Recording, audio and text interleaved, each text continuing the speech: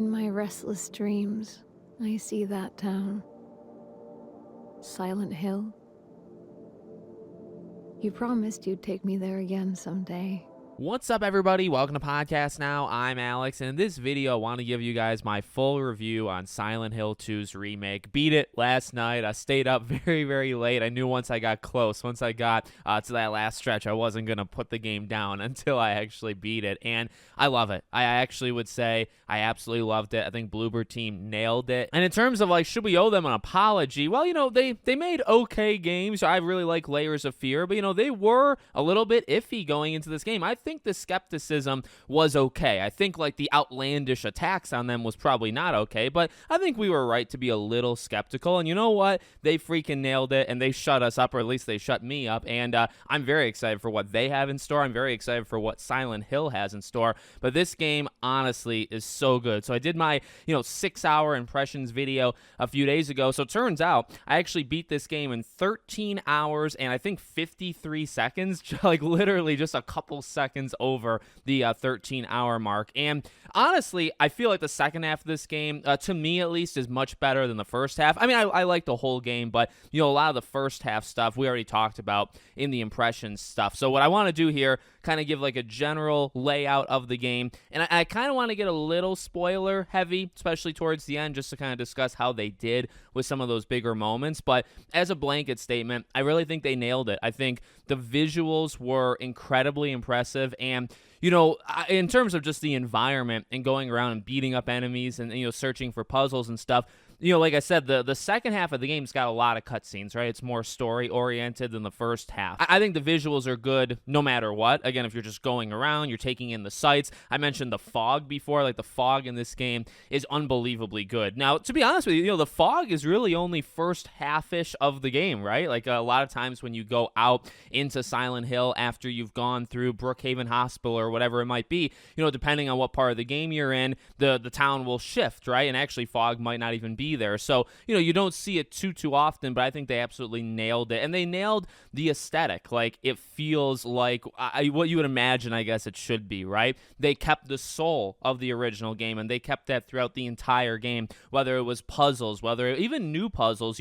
I still don't know if I love the balance, especially in the first half. There are some, I think specifically the apartments and Brookhaven Hospital, they can take a very, very long time. I actually think the second half, like the labyrinth on, I think those are just paced a little bit better. But they're following generally the original, so I guess it's a problem more with the original formula than it is like specifically with Bloober Team. But first half, the puzzles took a little bit longer than I would have liked it to, but I think overall the pacing in this game is actually extremely good because it's getting you into it. It's dropping some themes, it's dropping some smaller things that you might not pick up on, and then as the game goes, it will tell you a little bit more. But you know what I loved about the original, at least storytelling wise, what I love about this one still is they don't, like a lot of it is still up to you to kind of piece together. There are definitely things like told to you, especially towards the end, but specifically certain characters like Eddie or Angela, or even parts of Mary and Maria,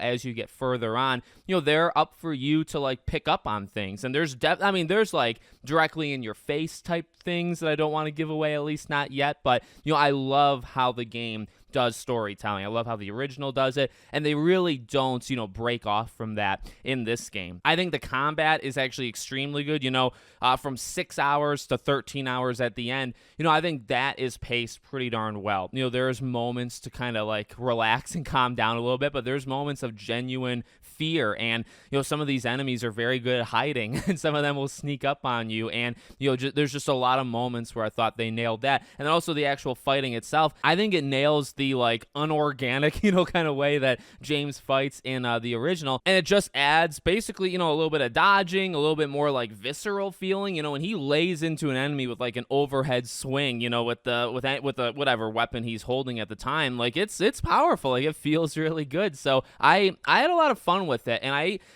there's even moments where if somebody's swinging at you, or like I think the pyramid had, like if he's swinging and you can dodge. If you dodge at the moment he swings, even though the thing will kind of go right through you, it'll still count you as a dodge. I kind of, that's, I don't know, that feels like a video game to me, like not necessarily like super uber real, right? But I like it. I think the combat, they absolutely nailed. Like I said, the puzzles, I definitely think more of the better puzzles are the second half. I also think not necessarily more straightforward, especially like the last group with like the music box and all that stuff. I mean, Jesus, you have to go through everything you could possibly think of, right, to get to that music box to basically finish the game. But I still do enjoy those later puzzles versus the kind of beginning puzzles. And so, again, kind of keeping with the theme I did in the early impressions, I mean, as a game, I think it's really good. And I think especially the second half is like extraordinarily good. Like it's a masterpiece, honestly. And then in terms of like, well, okay, for the diehards, the people that played the original, like how does it do in terms of translating it?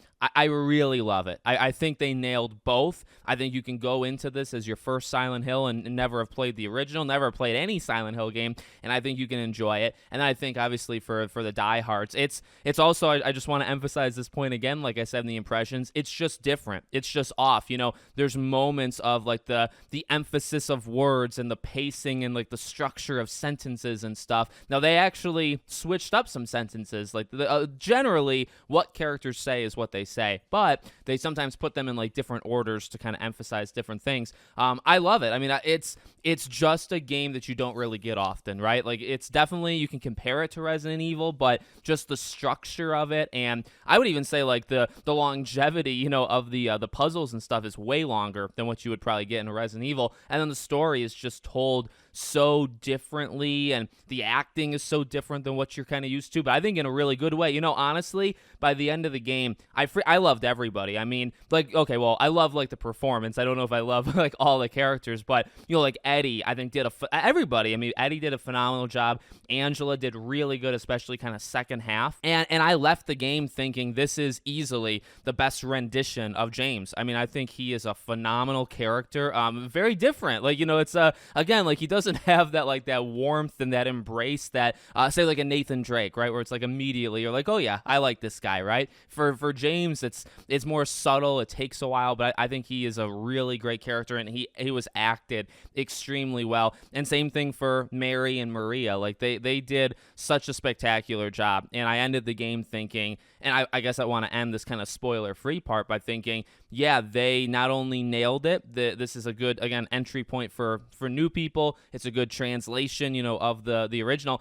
Dare I say it, I think it's the best version. I think if you were to say, okay, if you want to play Silent Hill 2 and get generally the game, which one would you do? Up till now, it's been that enhanced mod, I think is the best way of playing Silent Hill 2. But now, I really do believe it's Silent Hill 2 Remake. I think just in a lot of ways, it's easily the best version. And then in terms of spoilers, I just want to talk about it very, very briefly. Not too much to say, but, I want to talk about the second half. So you got like the Eddie stuff that goes on, I would say the Angela stuff that goes on, and then piecing together all the Mary Maria stuff.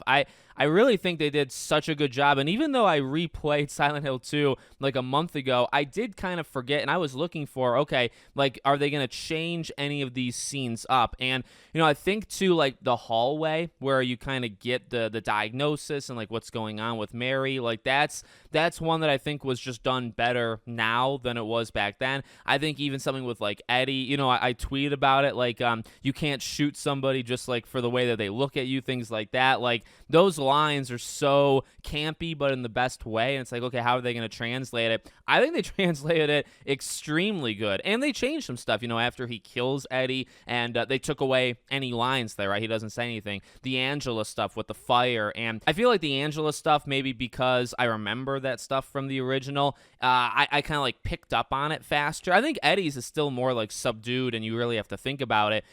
I mean, until I guess towards the very end when he kind of like flat out tells you kind of his shtick, right? With Angela, I feel like she really gives off those signs of like what's going on with her. I know there were videos done of people like zooming in on her fingernails, and she's like biting off all her nails, and just some of the lines that she has. I think that one's more like directly in front of your face of kind of what happened there. And then even the Mary Maria stuff, like it's just so powerful. Like the way the game, as I said in the spoiler free part, like the way the game just tells its story is so freaking good. And I think you don't get it often. I think it's also kind of hard to do it, to be honest. Like I don't know if you could ever replicate it, because it's so like piecemeal type thing, and it's so mysterious, and you're putting together things as it goes of like, okay, it was 3 years ago, but now it's a week, and like what's going on here. And then you have the Maria versus Mary kind of thing going on, and all the symbolism. I mean, there's symbolism with Eddie and Angela, but also definitely symbolism with Maria as well, right? Like all over the freaking place. You think to her kind of like locked up in the jail cell type thing, and you see the bed and you see the IV and all that stuff, and it's like, some of it's right in front of you, and you kind of pick it up maybe on like repeated viewings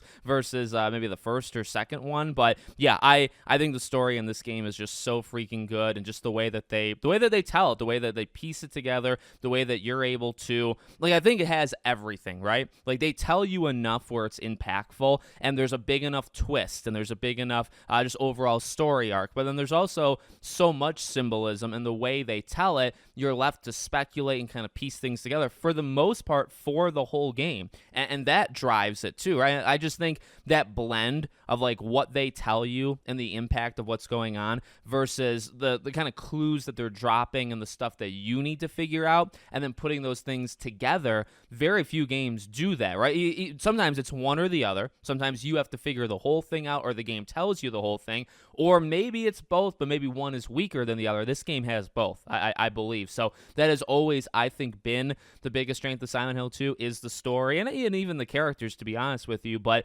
this remake, I think, enhances pretty much everything. It makes those scenes, I think, better. It still has the great story, still has the great characters, but then it also has, okay, updated visuals. The camera work is so much better. The gameplay, the combat, all that stuff just comes together, and it's expanded where it needs to expand. So yeah, this is one of my favorite games of the year, gotta be honest. So let me know what you guys think in the comments. Make sure, as always, you're subscribed to the channel, bell icon turned on, and I hope to see you all on the next one.